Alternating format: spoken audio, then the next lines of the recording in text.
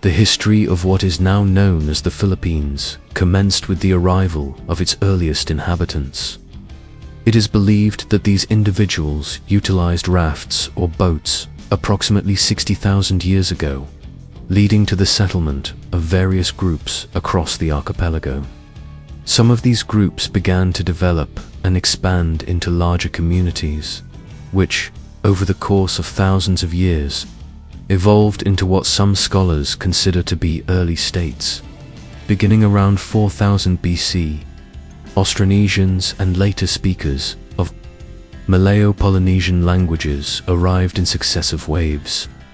Evidence suggests that a jade culture emerged in the region during the Neolithic era.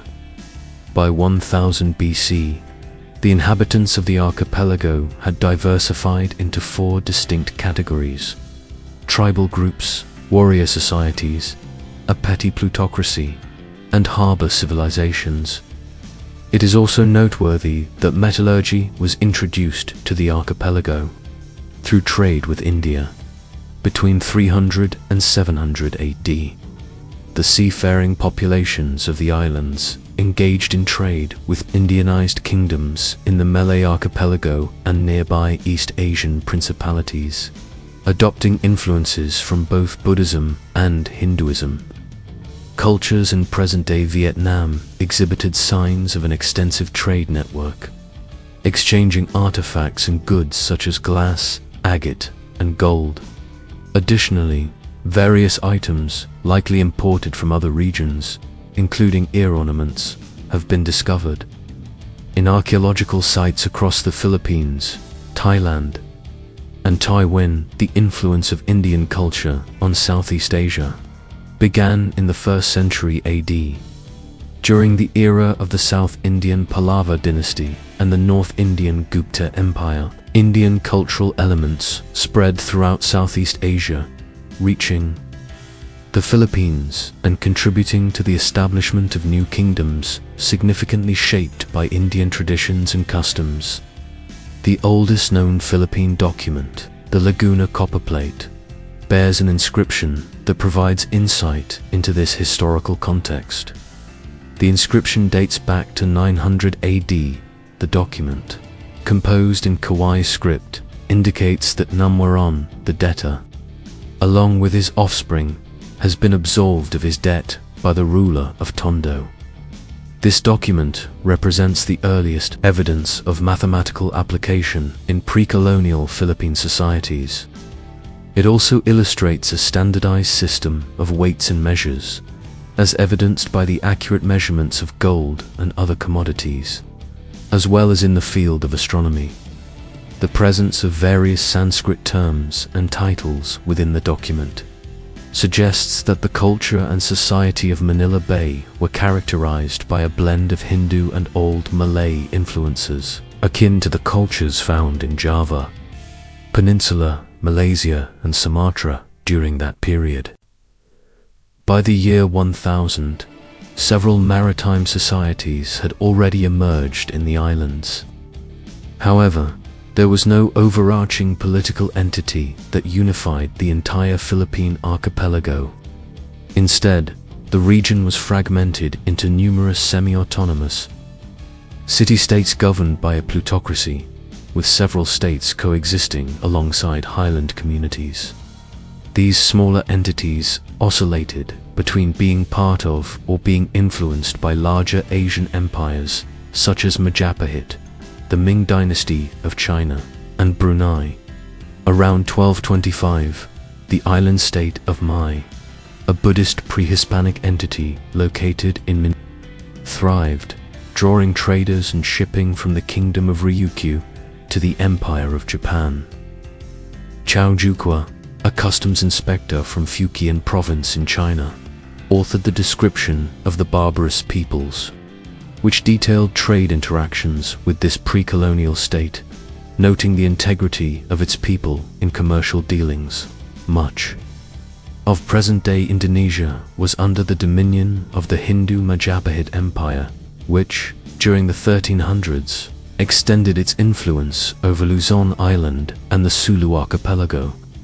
As this influence grew, so too did conflicts, with some local tribes engaging in persistent guerrilla warfare against the invaders.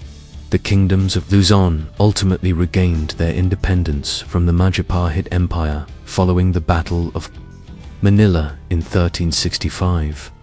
Similarly, Sulu re-established its autonomy and, in retaliation, launched an attack on the Majapahit province of Brunei, although they were eventually repelled by a fleet from the capital. The onset of the Islamic era in Indonesia marked the decline of the Majapahit Empire, as its provinces gradually seceded to form independent sultanates. In 1380, Madam Karim, an Arab trader from Johor, arrived in Sulu after traveling from Malacca, introducing Islam to the Philippines. Furthermore, Sharif al-Hashim, an Arab Muslim explorer, founded the Sultanate of Sulu by converting the Hindu king Raja Baginda to Islam and subsequently marrying his daughter. By the late 15th century, the Sultanate of Maguindanao emerged as a significant power, while Sharif Muhammad of Johor brought Islam to Mindanao. The religion spread through the efforts of Muslim missionaries and traders from the Middle East, as well as from Indian and Malay regions, who disseminated Islamic teachings to Sulu and Maguindanao. This cultural influence mirrored the earlier impacts of Buddhism and Hinduism on the archipelago, following Brunei's secession from the Majapahit Empire. The Arab emir Sharif Ali was imported from Mecca, leading to the establishment of an independent sultanate. Over the ensuing decades, Islam began to take root in the Philippines through both conquest and the conversion of local leaders. The religion was further bolstered by the arrival of traders and missionaries from Malaysia and Indonesia in 1521.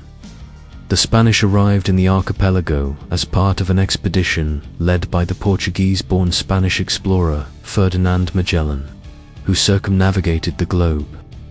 Magellan made landfall on the island known as Homonhon, claiming the islands for the Spanish Empire. He fostered amicable relations with several local leaders, particularly Raja Humabon, and facilitated the conversion of some to Roman Catholicism. Given the vastness of the Philippine archipelago, the Spaniards initiated their efforts to ... The exploration of numerous islands took place. However, the renowned explorer Ferdinand Magellan met his demise during the Battle of Mactan, where he faced the local leader Lapu. In the ensuing decades, additional Spanish expeditions were sent to the islands. In 1543, an expedition arrived that designated the islands as the Philippines, in honor of Philip of Austria, who ascended to the throne as Philip II of Spain on January 16, 1556. This name was subsequently applied to the entire archipelago. During the Spanish colonial period, the serious colonization efforts commenced when Spanish explorer Miguel de Legazpi arrived from Mexico in 1565, establishing the first European settlements in Cebu. Through a combination of diplomatic efforts and military annexation, the Spaniards incorporated various local states, including the Kingdom of Tondo, and established Manila as the capital of the Spanish East Indies in 1578. The Castilian War broke out between the Christian Spaniards and Muslim Bruneians over dominance in the Philippine archipelago. The Christian forces were notably diverse, comprising individuals from various regions under Spanish rule, including Native Americans such as Aztecs, Mayans, and Incans, who were transported from Mexico and South America to be commanded by Spanish officers collaborating with native Filipinos in military endeavors throughout Southeast Asia. The Muslim coalition was equally varied, receiving support from the Ottoman Empire, with troops that included Malay warriors and expeditionary forces, primarily composed of Turks, Egyptians, Swahilis, Somalis, Indians, and others. The conflict concluded with a status quo ante bellum, merely 2 decades following the conquest of Luzon.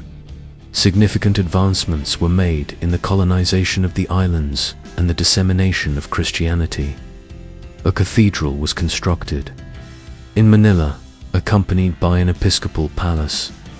Additional monasteries and churches were established across the islands, leading to an increasing number of conversions to Christianity. Moreover, Spanish and Mexican families settled in these new territories, fostering the development of more robust communities. A significant portion of the archipelago fell under Spanish dominion, leading to the establishment of the first cohesive political entity known as the Philippines. During the Spanish colonial era, Christianity was introduced, along with a legal code and the founding of Asia's oldest modern university. Initially governed by the Viceroyalty of New Spain based in Mexico, the colony later came under direct Spanish administration. Over the subsequent centuries, numerous local uprisings occurred in response to various abuses perpetrated by Spanish officials. This colonial rule concluded following the American-Spanish War at the close of the 19th century, specifically in 1898, when the Philippines transitioned into a territory of the United States. The U.S. subsequently instituted the Insular Government to oversee the Philippines. In 1907, an elected assembly was formed through popular elections. The United States committed to granting independence through the Jones Act, leading to the establishment of the Philippine Commonwealth in 1935 as a 10-year transitional phase before full sovereignty. However, prior to achieving complete independence, the Philippines was occupied by Japanese forces in 1942 during World War II. By 1945, the United States liberated the Philippines, and the Treaty of Manila in 1946 formally recognized the establishment of an independent Philippine Republic. The era of independence was characterized by internal conflicts, a brief period of dictatorship, and significant progress and development, with Manuel Roxas serving as the inaugural president of the Independent Republic of the Philippines. The United States formally relinquished its sovereignty over the Philippines on July 4, 1946, as planned. Nevertheless, the Philippine economy continued to rely heavily on American markets.